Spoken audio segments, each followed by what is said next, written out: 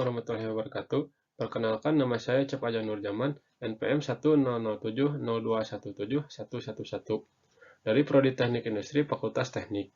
Di sini saya akan mempresentasikan mengenai hasil tugas akhir saya yang berjudul Perancangan Tata Letak Gudang berdasarkan volume penyimpanan bahan baku dengan metode korelap. Studi kasus disipi Roti Sri Rejeki. Topik pembahasan pada tugas akhir ini, yang pertama, ada pendahuluan, yang kedua tinjauan pustaka, yang ketiga metode penelitian, yang keempat pengumpulan dan pengolahan data, yang kelima ada analisis, yang keenamnya ada kesimpulan. Pendahuluan pertama menjelaskan mengenai latar belakang. Kegiatan dalam gudang didukung oleh tata letak yang dapat memanfaatkan dan mengatur semua pergerakan aktivitas yang ada pada gudang. Tata letak gudang harus dirancang agar proses pergudangan bisa berjalan dengan cepat dan efektif. Menurut Karonsi 2017, penempatan barang pada gudang perlu memperhatikan volume pemakaian dan frekuensi perpindahan untuk mempermudah penyimpanan barang dan pengambilan barang. Pendahuluan kedua menjelaskan mengenai latar belakang. Berdasarkan hasil pengamatan pada gudang penyimpanan, penyusunan bahan baku di CPC Rejeki tidak mempertimbangkan tingkat pemakaian bahan baku, frekuensi, dan aliran proses. Menurut Siahaan dan Octavio Sereno 2018, penempatan sebuah bahan baku makanan harus memperhatikan volume pemakaian dan frekuensi dengan memperhatikan jarak aliran material terpendek untuk mempermudah penjangkauan. Pendahuluan ketiga menjelaskan mengenai template area gudang di CPC Rejeki. Berdasarkan hasil pengamatan yang telah dilakukan di perusahaan sipil Rejeki bahwa penyimpanan bahan baku roti di gudang sudah rapi, namun penyimpanan bahan bakunya tidak memperhatikan volume dan frekuensi, sehingga ketika pengambilan bahan baku tidak memperhatikan frekuensi pemakaian yang mengakibatkan jarak material kurang baik. Penyimpanan bahan baku di sipil Rejeki tidak memperhatikan tingkat kesehatan, yang mana penyimpanan bahan baku roti didekatkan dengan bahan baku gas. Apabila hal ini dibiarkan, maka bahan baku yang disiapkan untuk membuat produk roti tidak layak untuk dikonsumsi karena mengandung bakteri.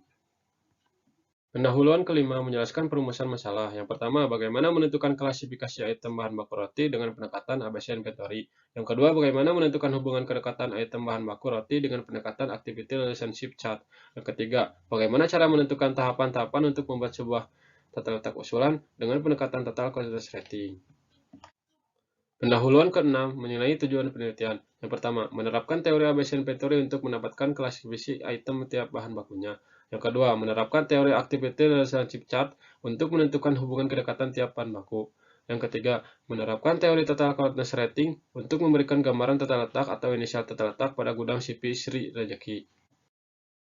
Selanjutnya ada tinjauan pustaka. Berikut merupakan teori-teori yang dapat membantu dalam menyelesaikan tugas akhir saya.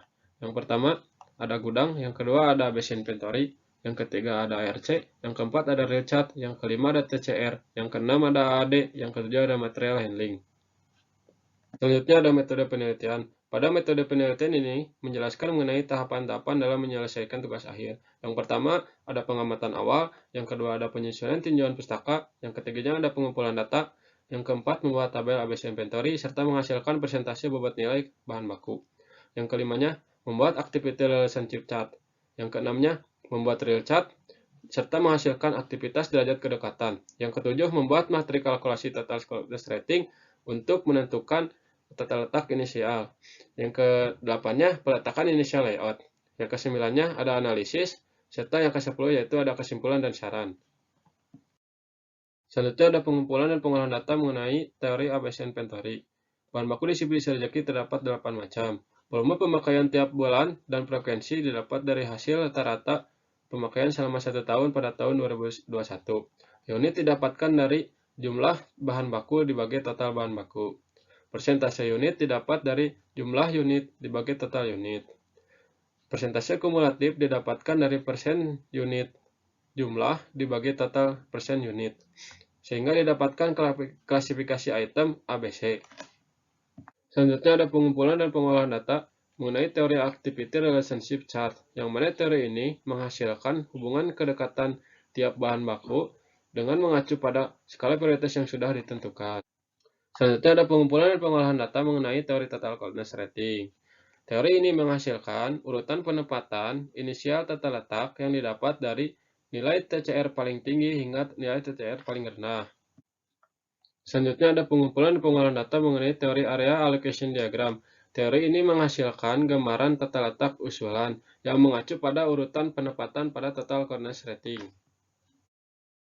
Tahap selanjutnya ada analisis. Analisis ini menjelaskan mengenai hasil rekapan jarak material handling dari 4 percobaan.